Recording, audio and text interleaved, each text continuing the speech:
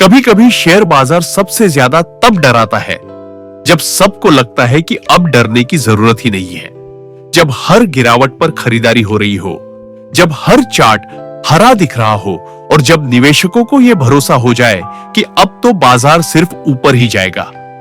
ठीक उसी वक्त शेयर बाजार अपना असली चेहरा दिखाता है। रिकवरी चल रही थी, भरोसा बन रहा था, लेकिन बाजार ने एक ही झटके में सब कुछ पलट दिया। और इस बार झटका मामूली नहीं है। पिछले सिर्फ 6 ट्रेडिंग सेशंस में भारतीय निवेशकों के 17 लाख करोड़ रुपए हवा हो चुके हैं। यह आंकड़ा इतना बड़ा है कि इसमें कई राज्यों का सालाना बजट आ जाए, कई बड़ी कंपनियां खरीदी जा सकती हैं और करोड़ों लोगों की जिंदगी बदल सकती है।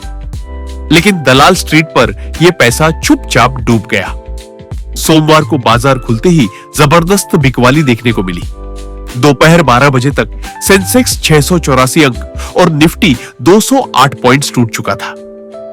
अगर हम 2 जनवरी से तुलना करें तो सेंसेक्स करीब 2800 अंक 2800 अंक गिर चुका है और वहीं निफ्टी में भी 3% की गिरावट है।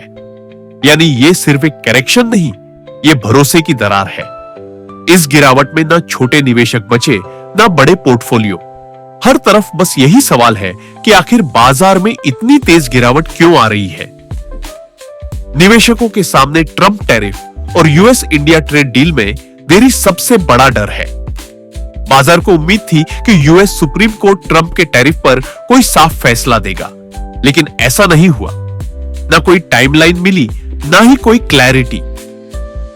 जियोजित इन्वेस्टमेंट्स के chief strategist doctor BK Vijay Kumar कहते हैं कि यूएस इंडिया ट्रेड डील को लेकर माहौल और ज्यादा मतभेद वाला हो गया है। ट्रंप प्रशासन के बयान अजीब है और यही बाजार को डरा रहा है। और सिर्फ ट्रेड डील ही नहीं, वेनेजुएला संकट, ईरान में अशांति और ग्रीनलैंड को लेकर ट्रंप की धमकियां, इन सब से पहले विदेशी निवेशक निकलते हैं। इस बार भी सिर्फ 9 जनवरी 2025 को एफआईआईज ने 3000 करोड़ रुपए से ज्यादा की बिकवाली की। यह लगातार छठा सेशन था जब विदेशी पैसा बाहर गया। जब एफआईआईज निकलते हैं तो दबाव बढ़ता है, डर फैलता है और बाजार डोमिनो इफेक्ट में फिसलता है। ग्लोबल मार्केट से भी राहत नहीं मिल रही। दुनिया फिलहाल भारत को सहारा नहीं दे रही है। अमेरिका में फेड चेयरमैन पोवेल ने कहा कि ट्रंप प्रशासन ने उन्हें क्रिमिनल इंडाइटमेंट की धमकी दी। बस यहीं से डर फैल गया। इस बयान के बाद अमेरिकी और यूरोपीय बाजारों में भी बिकवाली देखी गई। भारत की सबसे बड़ी कमजोरी है कच्चा तेल।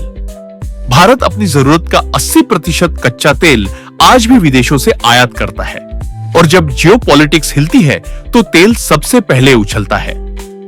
वेनेजुएला में यूएस फोर्सेस ने राष्ट्रपति निकोलस मादुरो को गिरफ्तार कर लिया। ईरान में साल 2022 के बाद सबसे बड़े प्रदर्शन देखने को मिल रहे हैं।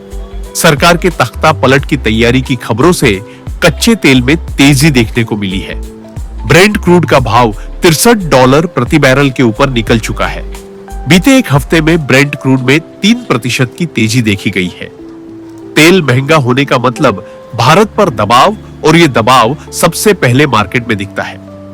कोटक सिक्योरिटीज के श्रीकांत चौहान कहते हैं कि मार्केट 20 दिन की सिंपल मूविंग एवरेज के नीचे जा चुका है। चार्ट पर लंबी बेयरिश कैंडल बनी हुई है, जो साफ तौर पर नेगेटिव संकेत है। इतिहास बताता है कि भारत में करेक्शन आते हैं, लेकिन ट्रेंड तुरंत नहीं टूटता। मगर जब जियोपॉलिटिक्स, विदेशी निवेशकों की बिकवाली और ग्लोबल डर एक साथ आते हैं तो बाजार ज्यादा चोट खाता है और ज्यादा गिरता है।